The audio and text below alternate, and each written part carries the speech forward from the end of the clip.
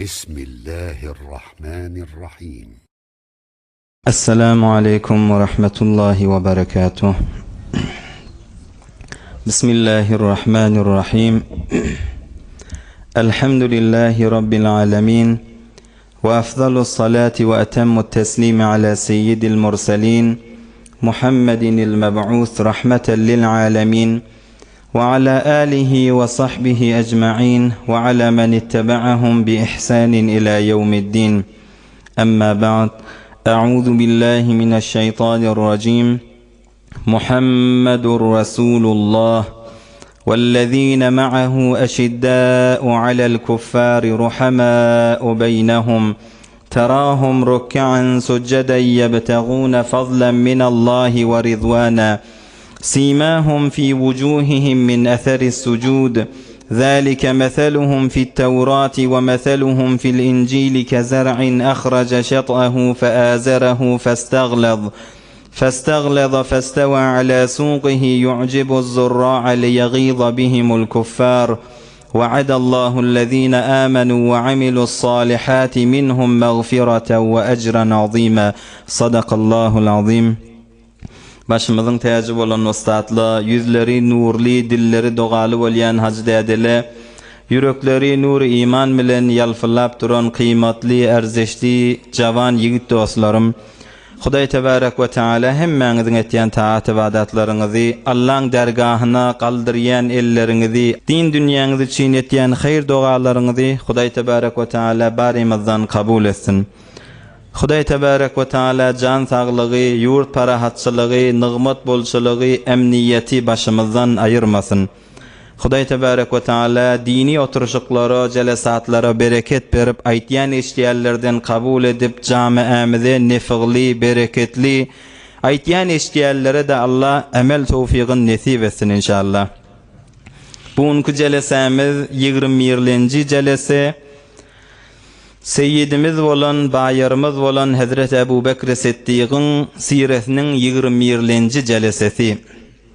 Bugünkü celesani inşallah iki tane afzal olan, iki tane büyük makamlı olan, iki tane ulu sahabalan gurrun bilen celesemizi atirlendiririz inşallah. İki tane sahabalan deslapkısı siresinin içinde 20 celese gurrun etip önümüz Hazreti Ebu Bekr Siddiq radıyallahu anh. Peygamberlerden sonra, Resullerden sonra inki afzal olan Hazreti Attar aytya Sedreddin Siddiq Ekber Kutbe Hak der heme çiz az heme burde sabak himmet attı himmek işten ilir bolan ev olan adamın şahsiyetin gurrunu. Bir Hazreti Ebu Bekr Siddiq himme adamlardan her lahazdan evde olan. Hatta bir rivayette Hazreti Ömer aytti, bir rivayette Resulullah aleyhisselam aydıptır. Yerin yüzündeki adamların imanını terezin bir tarafına koysan, Ebu Bekr Siddiq'in bir özünün tek yüreğindeki imanı bir tarafta koysan, yerin yüzündeki adamların bütün ümmetin yüreğindeki imanından Hazreti Ebu Bekr Siddiq'in bir öz iman alıp çıkar ağır olur deyiptir.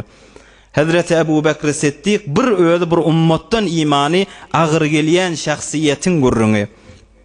Hazreti Ali radıyallahu anh aytıptır Hazreti Ebu Bekr Siddiq barada "Vellezî nefsî biyedih min canım ol Allah'da bolan Huday bilen men antiçyen mestebegna ila hayrin qattu illa sebegana ileyhi Ebu Bekr Siddiq radıyallahu anh." Ayşe bir zada biz eve düştük deyip musabaga ver, şunna biz ev oleyleyip gitiyettik. Meger görýäs Ebu Bekr Siddiq bizden ewe geçigili. Himme zatda Ebu Bekr Siddiq bizden ewitdi diýmişdik. Hazreti Ömer radıyallahu anh Ebu Bekrin seyyiduna, Ebu Bekr bizim serverimiz, bizim bayarımız diýmişdik. Hazreti Ömer Faruk "Vadittu anni şa'ratun min Ebu Bekr Siddiq." Hazreti Ömer Faruk aydypdyr. "Ey men şu Ömer bolanymdan kaşke Ebu Bekr Siddiq'in innamından bir qıl bolsatdım" da diýipdir. Yani şüzre Ebu Bekr Siddiq makami derecesi büyük bolan şahsiyet. Hazreti Enes radıyallahu anh Resulullah aleyhisselamın hadim olup oğlulluktan enesi elinden tutup getiriptir. Ya Resulullah her kim bir hediye bilen gelye menne bir hediye yok. Şuca çağa sen hıtmatında bolsun deyip getiren Hazreti Enes, Hazreti Ebu Bekr Siddiq barada aytdy: "Nazarna fi sahabetil enbiya." Tamam peygamberlerin sahabalarını, Musa peygamber, İsa peygamber, Hazreti Nuh, Hazreti Hud, her peygamberin yanındaki yoldaşları gözledik. Emma şu Resulullah aleyhisselam'ı yoldaşlık eden Ebu Bekr Siddiq yali hiç peygamberin yanında bir şizra adam yokmuştu. Ebu Bekr Siddiq'i bir yetecek hiç peygamberin yanında da yok adam diye aytdy. Hazreti Ebu Bekr Siddiq bu kadri makamı defedemiştik.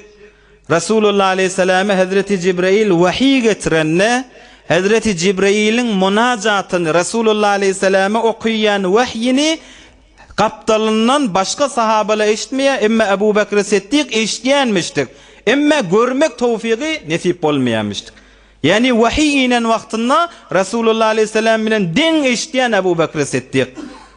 Hazreti Cibrail görmese de Hazreti Cibrail'in Resulullah aleyhisselam bilen münacatını getiriyen vahiysinin adı eşityen Ebu Bekr Siddiq. Arada bir gün Resulullah aleyhisselam aydıptır: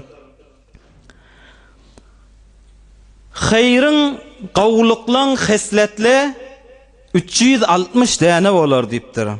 Yani bir xeslet qawqılıkla 360 tane diptir Resulullah aleyhisselam. "İza aradallahu bi'abdin hayran ja'ala fihi xisletun minha." Her vaqt Hudaý Taala bir bendäge hayry islese, şol bendäge 360 tane qaw ýagşykylyklaryň birini oklar şo bendäge dipdir. 360 tane qaw ýagşykylyklaryň birini Hudaý Taala bir bendäge hayry iradetse, 360 tane hayrdan bir tanesini şo bendede goýar dipdir. Şol bir tane ýagşyklyk sebepille Hudaý Taala soňram şonu cennete salar dipdir. Subhanallah, 360 tane bir hayır kılıkla va ýagşylykla va bir bendäge Hudaý Taala cennet berjek bolsa bahanet ýaşagylygy şonu oklaýa. Ey meselen gahary gelýänler, gözeşdi wadyr, afw etýänler, qanaaty wadyr. Şol 360 taneden bir tane şo benden yüregine bendede goýya, şo sebepille Hudaý Taala cennet berýär dipdir. Hazreti Ebu Bekr Siddiq sorapdyr: "Ya Resulallah, afiyye şey'un minha?" Ya Resulallah, şu 360 tane ýagşykylyklardan birçi tanesi menne bamy dipdir Hazreti Ebu Bekr Siddiq. Resulullah aleyhisselam aytdyr: "Kulluha fik." 360 tane ýagşykylyklaryň hemmesi sende ýerleşdirilipdir. 360 tane kılıklaryň hemmesi sende ýerleşdirilipdir. Hazreti Ebu Bekr Siddiq şu vala makam beýik dereceli Hazreti Ebu Bekr Siddiq bilen ikilenjisi kim? İkilenjisi Resulullah aleyhisselam'ın hadım olan. Resulullah aleyhisselam'ın hadım olup Resulullah aleyhisselam'den cennette men sen bilen yoldaş bolayın ya Resulullah diyen Hazreti Rabi'atu ibn Ka'b'il Aslami, Hazreti Rabi'a diyen radıyallahu anh, Ebu Bekr Siddiq bilen Resulullah aleyhisselam'ın hadimi Hazreti Rabi'an arasında bir gurrun bolýar. Bu gurrun aralarından davan çözmäne server-i kainat başymyzyň täji Resulullah aleyhisselam'ın ýanyna gelýärler. Ol Hazreti Rabi'a Resulullah aleyhisselam'ın hadimmişdi. Gece Resulullah aleyhisselam arada namaza turan wagtynda Hazreti Rabi'a Resulullah aleyhisselam'ın öwünden barakadan dehret kılacak vesayellerini, täret kılacak suwuny teýýarlap Resulullah aleyhisselam'ın öwünde durupdyr. Peygamberimiz aleyhissalatu vesselam aýdypdyr: "Sel, ey Rabi'a, dile näme isleýän, näme islegiň ma bolsa dile, Hudaý Taaladan saňa isleýin" diýipdir. Binagat gününen adam. Resulullah aleyhisselam giyeceğin yarınna, ey Rabi'a, sel, isleyen zadın mami dile diptir. Hudaý Taalaga el açaqydan sen maranda doga edeyin. Hazreti Rabi'a aýdypdyr: "Es'aluka murafaqataka fil cenneh." Allah hemmemize çerlemiz bilen nesip etsin inşallah. Ya Resulullah, isleyen zadım cennette sen bilen yoldaş bolayın dipdir. Islegimşi cennette sana yoldaş bolayın ya Resulullah. Peygamberimiz aleyhissalatu vesselam aýdypdyr: "Mundan gaýry näme isleýän? Mundan başga islegin mami? Yok ya Resulullah, huve zak. Şu doganeda men cennetde men sen bilen yoldaş bolsam bolýa dipdir. Peygamberimiz aleyhissalatu vesselam taňa doga edeyin. Cennetde öz yoldaşym bol, sen maňa goňşy bol, men ýakynymda bolýp Allahdan giýjäň ýarynda diläyin. Emma noktesi var, yaş dostlar.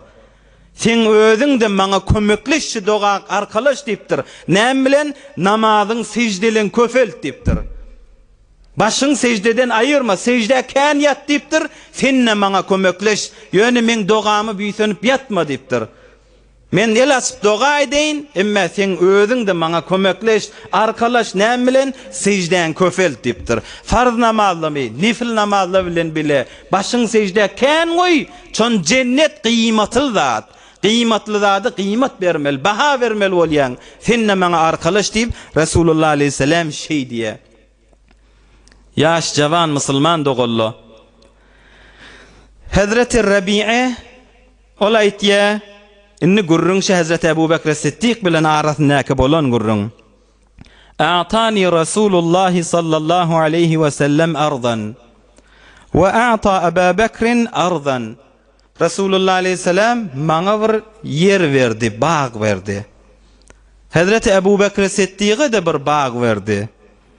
Bir ikimiz goňşy boldyk, yerimiz bir yerde boldy. Oham biz ihtilafly boldyk Ebu Bekr Siddiq bilen bir bagyň bir nähliň üstüne bir hurma bagy wa berden göreňde sallanty Ebu Bekr Siddiq'in ýerine geçipdi.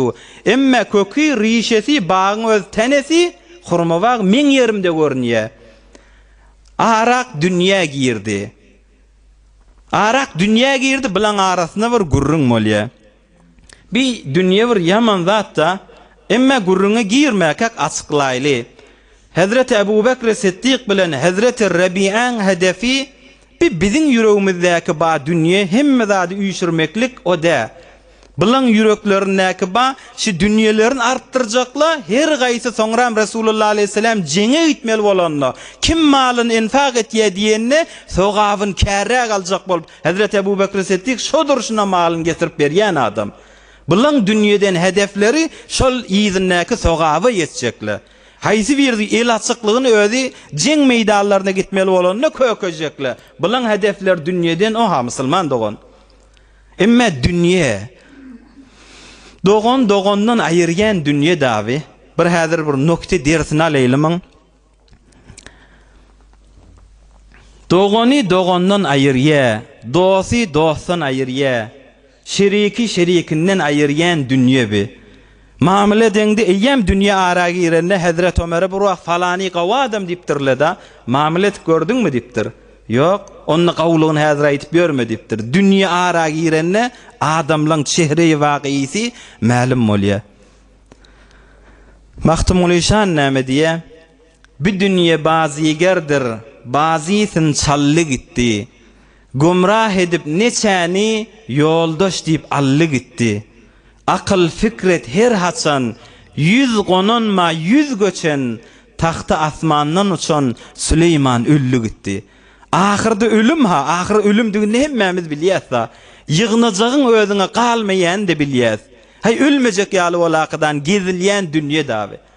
Dogony rahmetjekkä bolýar. Aýallagyndaky gelip irsyna alajak bolasa, başga bir garibe adam gelaqadan sen bir malyňdan bir zat alajak ýaly bolýan dünýe dawy ýaş dostlar. Emma tahta asmandan uçan Süleyman öldü gitti diye Hazreti Mahtumul İşan. Ahir näme akbarya? Ahir ölüm ma. Ey yaş mümin musulman dogollo.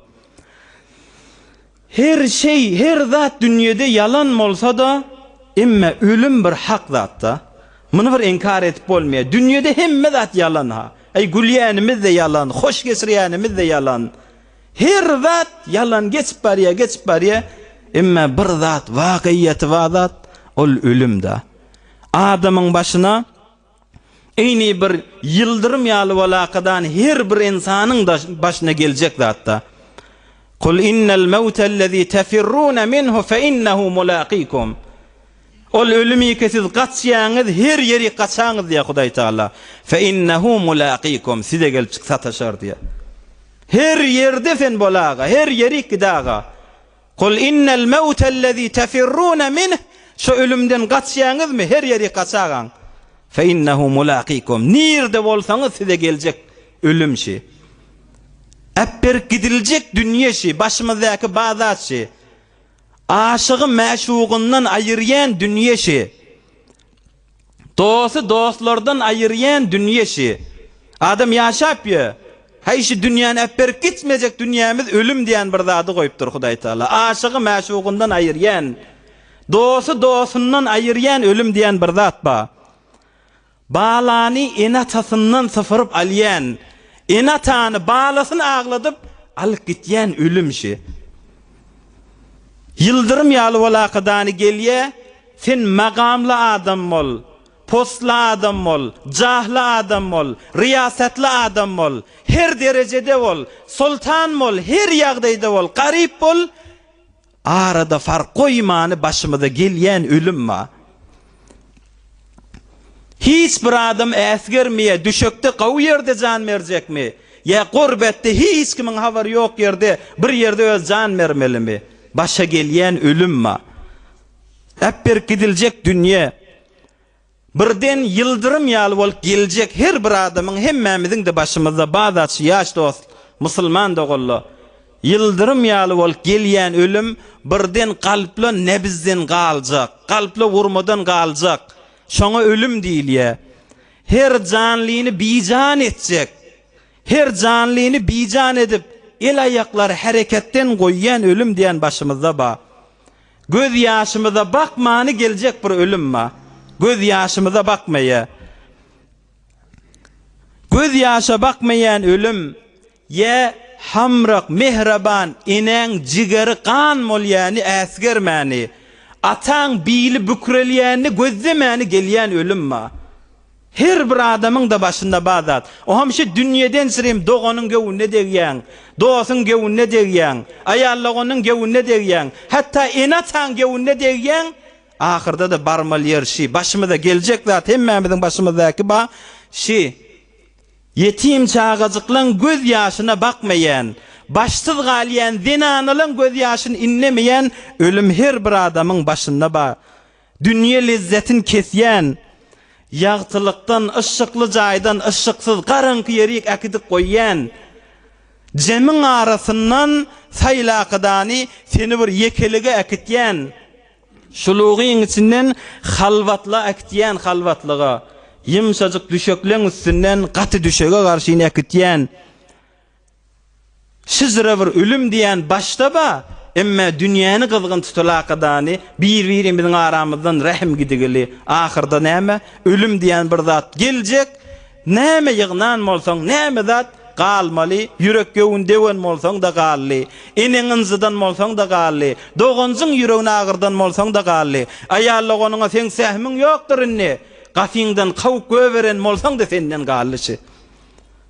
Adam ogly fikriň zikriň Mahtumul Işan nagat awadan aýtýar. Adam ogly fikriň zikriň yalan şiýiniň hewasydyr. Häzir bu fikri edersiň, bir gün derde goýasydyr. Bir gün girer ýere başyň, bir gün girer ýere başyň, unudur kawmy kardaşyň, namazyň, ruzaň ýoldaşyň, bir de diliň senasydyr. Namazyň, ruzaň ýoldaşyň, bir de diliň senasydyr. Şu diliň bilen aýtýan namazyň ýoldaşyň boljakda sen namazyň, ibadetiň, ýagşylyklaň, ondan başga zat galjak dünýedir bir ýaş mu'min musulman dogully. Hazreti Rabi'a aýtýar, ara dünýe geldi diye. Hazreti Ebu Bekr Siddiq aýtdy, "Hadihi fi haddi." Aýşy hurma bag men haddimde, men yerimde diýipdir. Faqultu la, bel hiye fi haddi. Hazreti Rabi'a men aýtdym diye, "Ýok, biye men haddim, men yerimde" diýip aýtdym. Men yerimde yer hurma menki diýip aýtdym. Aýşeýle gurrun etip barşymyzy birden Ebu Bekr Siddiq radiyallahu anh bir kelemäni agzyndan çykarady. Bir kefe agzyndan aýtdy, "Kerihtuha." Şu aýdanda men bir ýokuş gördüm, ýüzüm bilen belletdim. Wa nadima alayha. Ebu Bekr Siddiq de şun aýdallygyny bila fasyla ýurlakydan ökünni şon diýerligine. Hey dilla we adam agzyndan bir da çykarýa, geçen hafta aýtdyk. Hazrat Ali radıyallahu anh aýtdy, ağzındaky sen kepleyen kefin, keplemäken sen esiriň da. Emma keplenden soňra sen oň esiri bolýan da. Hazrat Ebu Bekir Siddiq bir zat diýdi, o bir zat diýmekde sire ýazýan tamam tarih sire nevisle şun näme diýelligini her gaýsy biljek boldyk. Emma ştada Hazreti Rabi'e bu gadry sir saklapdyr. Hatta Rasulullah aleyhisselam'ın ýanyna baranda da Ebu Bekir Siddiq'in aýdan zady näme digini agymdan gasyrmandyr da. Ay bir zat diýdi da ya Rasulullah diýipdir. Yani näme diýilenini şizre sir saklan. Ey bilen imanlar näzire? Aýdan zadyn bir zat diýdi da diýipdi. Bir zamana bir iman bir näzire bolupdyr biziň aramyzdaky ahlakla. Bir zat diýmäke diýdi diýäs. Bir zat aýtmaka şonu aýtdy diýäs. Ay birçe zat aýdasy 10 zat üstüne goýulýar, bular zat aýtdy diýilýär. Emma Rasulullah aleyhisselam'ın ýanyna baranda bir zat diýdi ya Rasulullah diýdi. Hazrat Ebu Bekir Siddiq bir zat diýdi, bela fasalada şu diýen zadyna ökünni. Bir dil barada bir almal dersimiz nükte.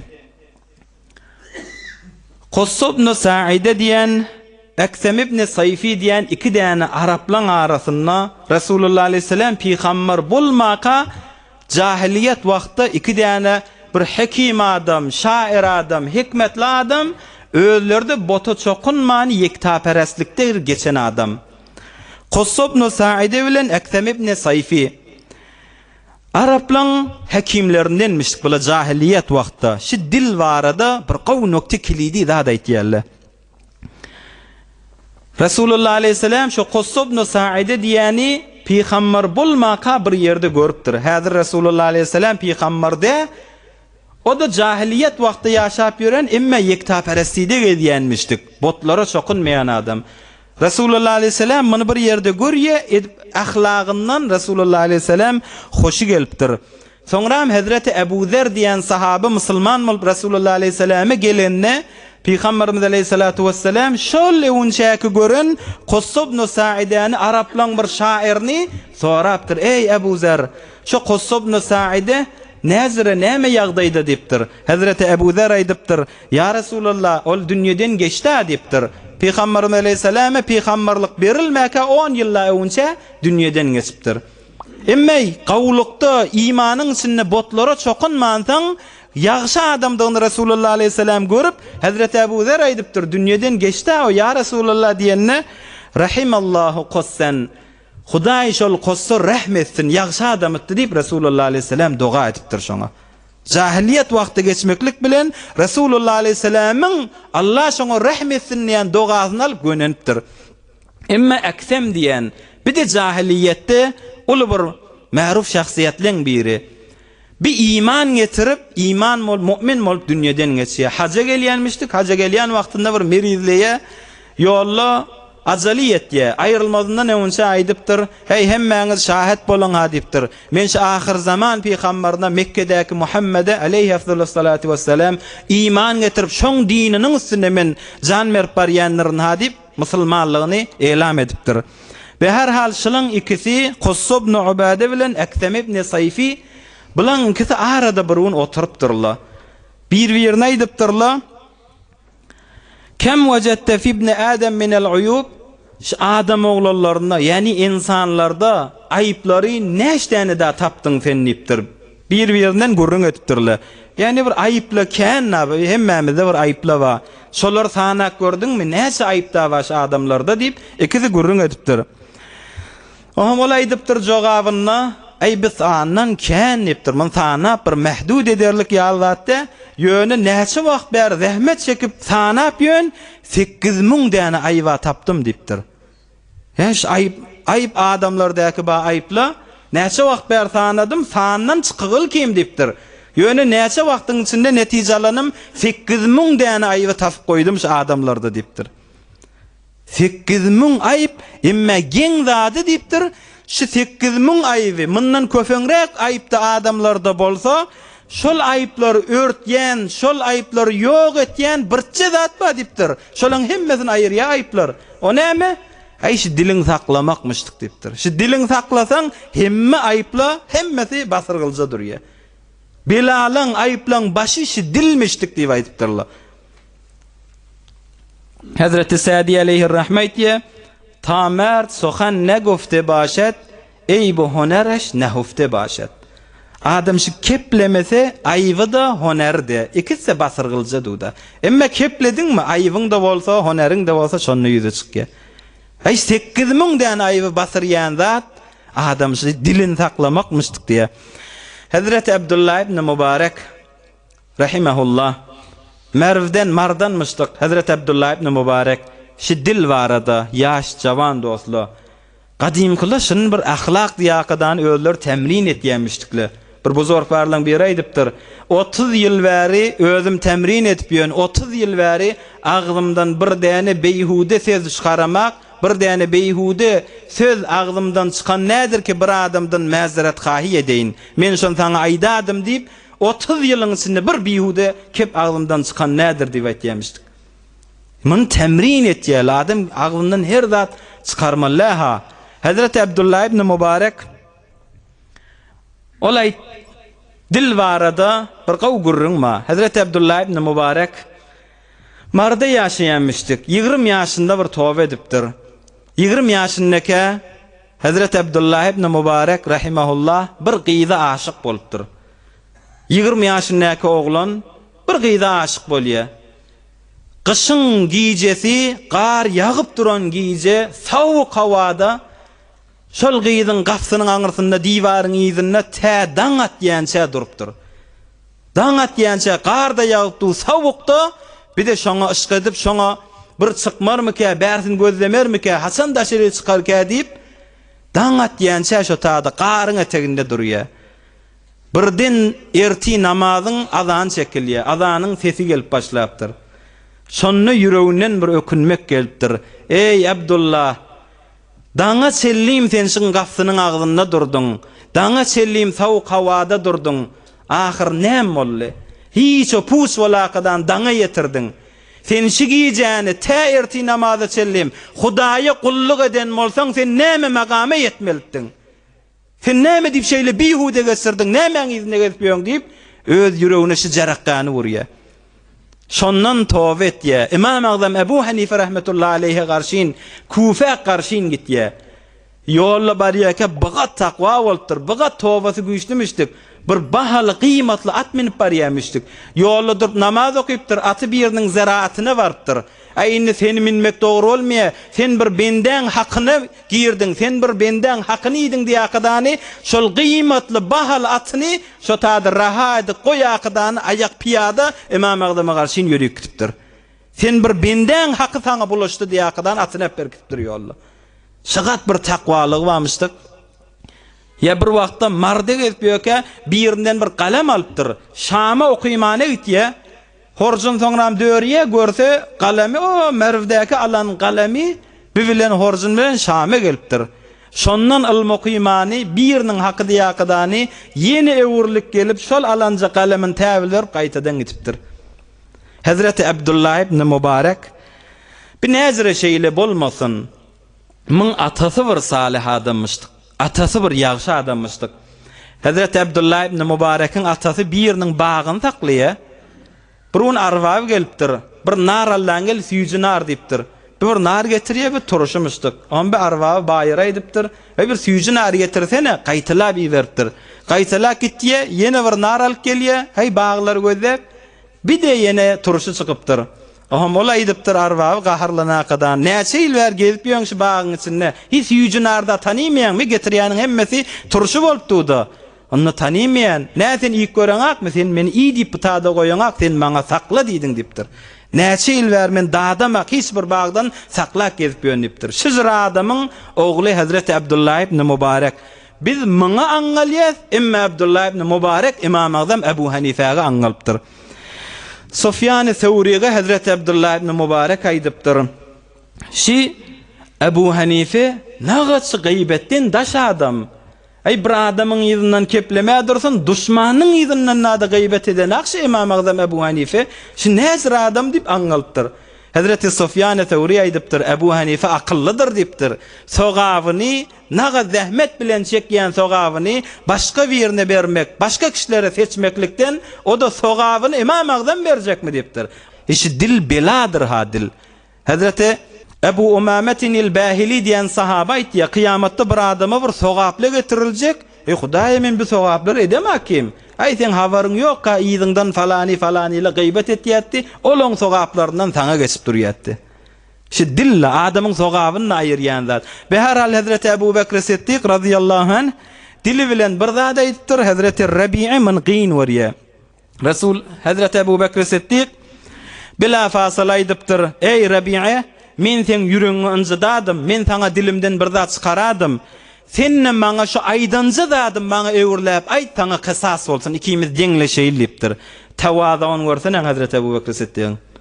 Men näme diýdim, näme ýüzüň çitýän, sen bu gyn waralyk zat diýemäkim men. Ýok, men diýen zadym seni ynjytdy. Meni bagyşla ey Rabbi, men diýen zadym öwürläp maňa diýi kysas bolsun şi. Bir tawazu görsen. Näzire tawazu bolmasyn niýsen Rasulullah aleyhisselam bilen ýoldaş bolup ýören adam. O Rasulullah aleyhisselamyň tawazuny gören adam bir näzire pespäl bolmasyn, bir näzire mutawazy bolmasyn.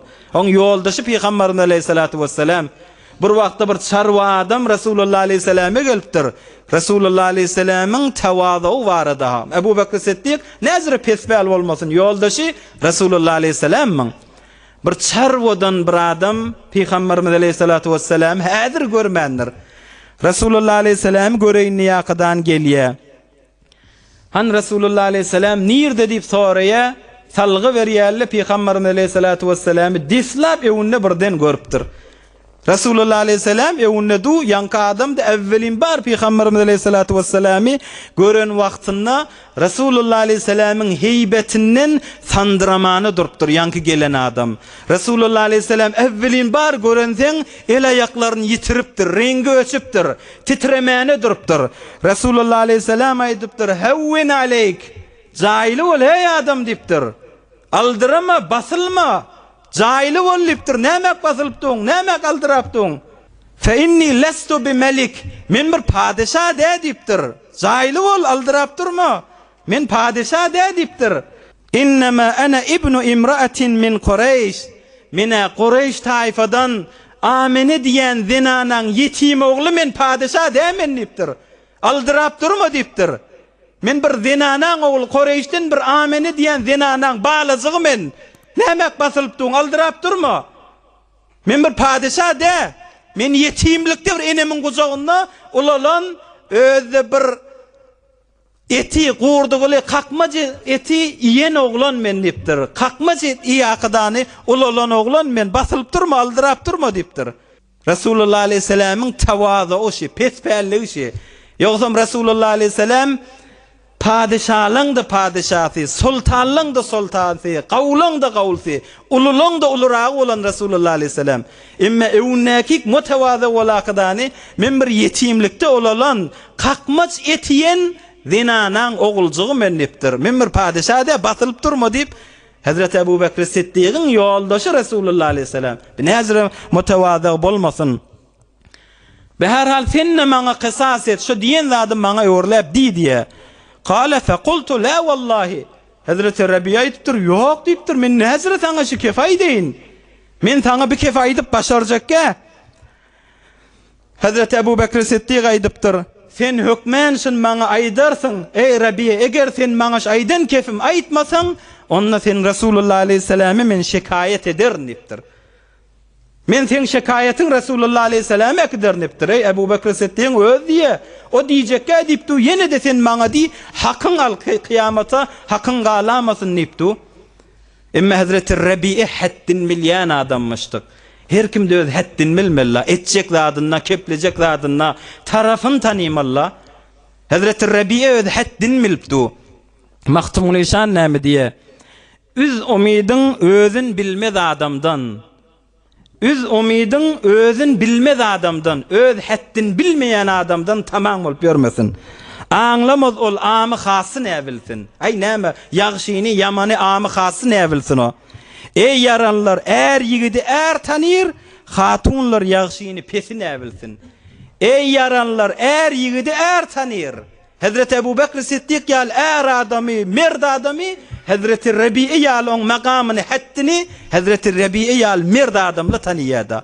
Men sana mına edip başaracak ya diptir. Ey olakon nokta haşi. Şu zamanada her zat bulunan zamana, her kim öz hattini bilmella, din marada, Huday varada, her zatta öz dilimiz, öz hattimiz bilmeller. Yaş dostlar. Hazreti Mevlana'ga bir vaqtda bir bi-edeb adam, haddin bilmeyen adam Hazreti Mevlana'ga aydypdyr da. Sen mesnevin düzükýän, özüň bir şeýerler ýazýan, sen okuýan, bir zatlar bilýän, sen nämen bilýän diýipdir Hazreti Mevlana'ga. Ey subhanallah, Hazreti Mevlana'ga Kur'an bir hoz bolsa, bir peste bolsa, şol Kur'anyň magzyny pesteň magzy ýalydakydan iýdik şu mesnevide ýerleşdirdi. Galan başga kişilere goýandyr. Hazreti Mevlana'ga aydypdyr, sen şu ýazýan, okuýan, sen näme bilýän diýipdir bir adam. Hazreti Mevlana jogabyny aydypdyr, haddim bilýän diýipdir. Öz haddim bilýän diýipdir. Sen ýal biýedepçilik etmeýän diýdik da. Adam haddin bilmek gerek ha. Huday barada, din barada agzyňdan çykýan zat, ma yelfizu min qawlin illa ladayhi raqibun atid diýär Hudaý Taala. Näme de şu agzydan dillen çyksa, haddin bilmänä keplasaň, eýýäm onu bir perişte we ýazýada. Baş ucunda eýýäm bir perişte dilinden näme çykdy ýazýada. Bir alimlaň bir wagt dünýeden geçýär, men diýişde görüpdirler. Sen näjere ýagdaýyň bolly? Hay aýtmaň diýipdir. Mene näçe wagt ber birçe zadyň hesabyny berip bilmäni men saklanypdym häzir. Ha näme zadyň hesabyny? Agzymdan bir kelemeni çykaradym diýipdir. O näme keleme? Bir wagtda ýagyn ýagmady, näçe wagtlar ýagyn ýagmady. Ey şimattaş bendelere ýagyn gerek da, Hudaý Taala da bir ýagyn beramalla diýdim. Şu kelemem sebepli, şu aydan kefim sebepli, häzir men şuň hesabyndan çykyp bilmändim. Hudaý Taala menden sorapdy, sen şo taada agzyňdan çykardyň, ýagyn beramalla Hudaý diýdiň, men bendelemiň maslahatyny menden gowul etdiňmi, hattiňden izafa keplediň sen nip, Hudaý Taala häzirde men saklapdyr şoň üstünde diýipdir. Adam agzyndan çykýan zat haddin bilmek gerek da. Beherhal Hazreti Rabi'e haddin bilipdir. Ebu Bekr Siddiq'a men mına aýtmaryn diýipdir. Hazreti Ebu Bekr Siddiq sen aýtmaýan bolsaň men seň şikayetin Resulullah aleyhisselam'a aýtjak diýakydan ýola düşýär. Hazreti Rabi'e aýtdy Ebu Bekr Siddiq barýa men diýýärne şakadan barýan Resulullah aleyhisselam'a birden men kowmum, men taýfalam, men agalam, men daşmanlyly Ebu Bekr Siddiq näzirebe? Özü agzyndan çykarýan kefi özü, aydan adam özü. Yine de Resulullah aleyhisselam'a sen şikayetin aýdyp barýa. Biz sen arkaňdan baraýlymy diýipdirler. Hazreti Rabi aýdypdyr. Ey binagat haddin bilýämis. Bulanat muaddep. Hey näme diýäňiz siz diýipdir. Çaşyňmasymrak diýipdir. Siz bilýäňizmi kimiň marasynda kepläpdiňiz? İslamda Resulullah aleyhisselam'dan soňram iman getiren, biziň başlygymyz bolan, biziň ýaşulygymyz bolan Ebu Bekr Siddiq haşo diýipdir. Aýyrlyň çaşyň diýipdir. Birden Ebu Bekr Siddiq ýygyny makyp görämasyn. Hay biz Rabi'ň arkasynda kowmy gelipdi diýip, gahar gelip, gahar bilen Resulullah aleyhisselam'y şikayet edip, bu gaharna Resulullah aleyhisselam'yň da gahar gelip, Resulullah aleyhisselam'yň da gahar gelip, Allah'ın üstüne gahar gelip, Rabi'ni helak edämäň diýipdir. Çaşyň işiňiz bilen bolan, men özüm barýan diýipdir. Binagat edep goýýa. O Ebu Bekr Siddiq ýygyny gözlese, maňa kowmum arkadaşyp duran ýaly, bir däwany ululdyp duran ýaly bolup, narahat bolup, maňa da Resulullah aleyhisselam narahat bolup, Resulullah aleyhisselam'yň gynanyna Allah gahar gelip, Rabi'ni helak edämäň işiňiz bilen bolan diýipdir. Şondan Hazreti Ebu Bekr Siddiq Resulullah aleyhisselam'a gelýär. Peygamberimiz aleyhissalatu vesselam'a bolan ýagdaý aýtýar. Ya Resulullah, men agzymdan bir zat çykardym. Şeýle aýtdym, maňa şo kefe urlap aýt, qisas et menden diýdim. Rabi'e maňa aýtmady ya Resulullah. Peygamberimiz aleyhissalatu vesselam jaýlyk bilen gulak ataqydany, ey Rabi'e diýipdir. Ebu Bekr Siddiq'in gurrunyny gulak atandan soňra araňyzda näme geçdi? Men aýtdym, ya Resulullah, bolan ýagdaý Ebu Bekr Siddiq'in aýdany, maňa aýt diýdi, men şonu aýtmadym, şondan saňa şikayete gelipdi. Peygamberimiz aleyhissalatu vesselam ejellipdir, gawa edipdir, sen edeni işiň dogry, fala taqul lahu misla ma qala lak. Ebu Bekir Siddiq'a sana aydan zadın da aydama diptir. Şu aytmadığın şonuň oňortdyrsyn diptir. Ebu Bekir Siddiq bir o kefe aydılmalı adam de, Ebu Bekir Siddiq'a bidere keplenmeli adam de, mana tamam men peygamber oldum dik gelemde, men meraja vardım dik gelemde, hemme adamla kezebete, seni Muhammed yalan ayttın diydile, emme bir özüron Ebu Bekir Siddiq'tir, sadakta sen doğru aytyan ya Resulullah deyip, bir özü mana arka olanlar, mana o kefe aydılmalı diptir Resulullah aleyhisselam. Meni canı bilen, malı bilen gollan Ebu Bekir Siddiq'tir, mana o kefe aytmadın gav ediptirsin diptir. Bir rivayette Resulullah aleyhisselam aydıptır. Bu ummatımın tamam imanı terediğin bir tarafında koysan, Ebu Bekir Siddiq'in bir öz imanı bir tarafta dursa, Ebu Bekir Siddiq'in ki ağır gelir, sen mana diýmändirsin, gav ediptirsin diptir. Onu ya Resulullah min yerine näme diýmelikdim? Peygamberimiz aleyhissalatu vesselam aydıptır. Sen Ebu Bekir Siddiq'a şımat ayda, Yagfirullahu leke ya Ebu Bekir. Allah sen günahın geçsin ey Ebu Bekir di, olaydan sözünün mugabeline sen ne ayt, kısasın olur diptir. Hazreti Rabi'ye Hudaýyndan Yagfirullahu leke ya Ebu Bekir. Allah sen günahın geçsin ey Ebu Bekir Siddiq diptir. Hazreti Ebu Bekir Siddiq kısas edildi. Hoş volaqadan görün bir benden hakkı boyunna kalmasın niyakadani. Hazreti Rabi'ani razı edenden sonra şu kefeştenine Hazreti Ebu Bekir Siddiq aralarından ağlap çıkıp gidiptir begenip. Bilen imanlar näme? Şu kefini men razı ettim şon diyakadani Hazreti Ebu Bekir Siddiq ağlap çıkıp gitdiye. Hazreti Rabi'e bilen Hazreti Ebu Bekir Siddiq'in arasındaki bolan ýagdaýletdi. İçindäki dersler bilen hyzmatyny da ýetirdik. Hazreti Ebu Bekir Siddiq tamam jeňlerde Mekke'den Medine hicret edenlerinden sonra hemme jeňlerde Hazreti Ebu Bekir Siddiq şereket edýär. 4-nji ýylda hicrette Beni Nadir jeňi bolýar. Hazreti Ebu Bekir Siddiq munna bamyşdyk. 5-nji ýyl hicrette 3 tane jeň bolýar. Beni Mustaliq diýilýär. Handak jeňi 5-nji ýylda bolýar hicrette. Beni Qurayza diýen jeňle hicretin 5-nji ýylyna bolýar. Şolaň üçüsinde de Hazreti Ebu Bekir Siddiq bamyşdyk. Sulh-i Hudaybiye 6-njy ýylda Mekke adamlary bilen bir sulh edilýär. Resulullah aleyhisselam Mekke'den Medine'ye gidenden 6 yıl geçenden sonra Sulh-i Hudaybiye'de de Hazreti Ebu Bekir Siddiq bamyşdyk. 7-nji ýylda Hayber jeňine Hazreti Ebu Bekir Siddiq bamyşdyk. Beni Fazara diýilýän jeňde Hazreti Ebu Bekir Siddiq şereket etýär. 7-nji ýyl hicrette Resulullah aleyhisselam umrany kaza etmeden sirim gitýär. 7-nji ýylda Hazreti Ebu Bekir Siddiq munna da umre etmäne gitýär. 8-nji ýylda Zatus Salasil diýilýän bir seriýe bolýar. Munna da Hazreti Ebu Bekir Siddiq, yani her ýylda bir jeňle baý bolsa, hatta her ýylyň içinde 2-3 tane jeň bolsa da Hazreti Ebu Bekir Siddiq bularda şereket etýär. Resulullah aleyhissalatu vesselam Amul Feth'te, yani Mekke-i Mükerremäni 8-nji ýylda feth etýär. Resulullah aleyhisselam'ın gapdyljygyna Mekke feth bolanna Resulullah aleyhisselam bilen bilecek ýergaýdan Hazreti Ebu Bekir Siddiq. 8-nji ýylda Mekke feth bolýar. Muny aýdyp barýanymyz 10-njy ýyl hicretde Resulullah aleyhissalatu vesselam Hajjatul Weda etýär. Ahyrky hajji Resulullah aleyhisselam ýoş-ýoş bi-wefa dünýäni hoşlaşyp äpberkitjek. İzinna Hazreti Ebu Bekir Siddiq'in hilafeti başlayacak. 8-nji ýyl Mekke-i Mükerreme feth bolanna Ebu Kuhafa Hazreti Ebu Bekir Siddiq'in atasy şonna musulman bolýar. Bilen ışkyny wezen Hazreti Ebu Bekir Siddiq'in ışky Resulullah aleyhisselam marada muhabbetini 8-nji ýyl Mekke feth bolanna atasy Ebu Kuhafa garra adammışdyk, ýaşul adammışdyk. Bir sandırap Resulullah aleyhisselam'ın yanına, Resulullah aleyhisselam'ın huzuruna oturup musulman bolýar. Bir imana girenden sonra Ebu Bekir Siddiq ağlapdyr. Oğam Ebu Kuhafa musulman boldy, şoňa begenjiňe ağlaýanmy?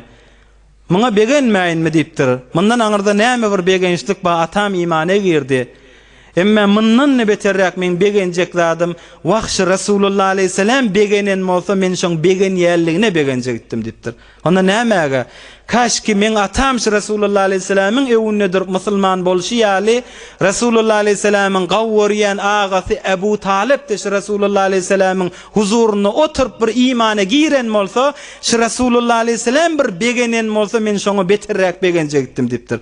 Emme Ebu Talib Rasulullah aleyhisselamyň ewjagyna oturup imanny belletmet dipdir. Wagşon Rasulullah aleyhisselam bir görüp begense men şoňa beterrak begenjek gitdim dipdir. Bulan ışkyny, muhabbetini gözden. Tebuk jeňi bolýa soňram 9-njy ýylda hijretden Hazrat Ebu Bekr Siddiq tamam malyny getirakadan Rasulullah aleyhisselamyň ewüne seçipdir. Sahabalar aňalypdyr. Hazrat Ömer Faruk aýhymişinden geçjek bolýar. Ýene mundan galyk diýilen bir waka bolýar.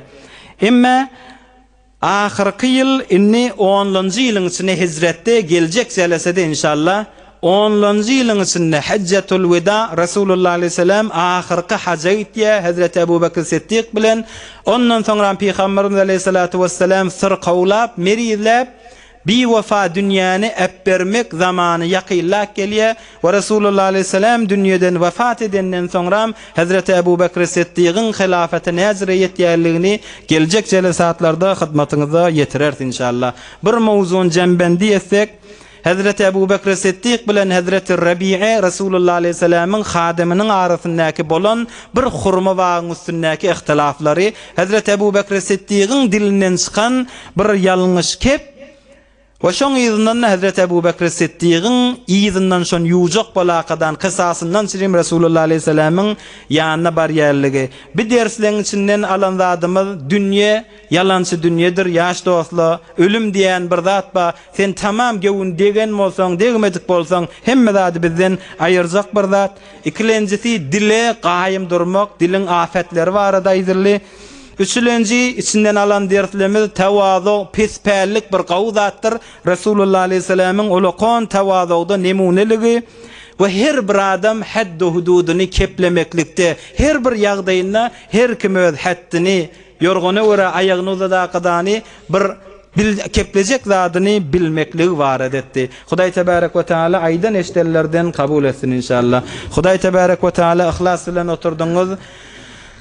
Hudaý tebarek we taala kesbleňizi halal etsin, kesbleňizi rızklaňyzy bol etsin inşallah. Ewlatlaryňyz salih etsin, eserleňizde ulfet, muhabbet, süýjilik goýsun. Ötellen ruhsat bolar ýaly eserde daşarda kulak asarlar badyr.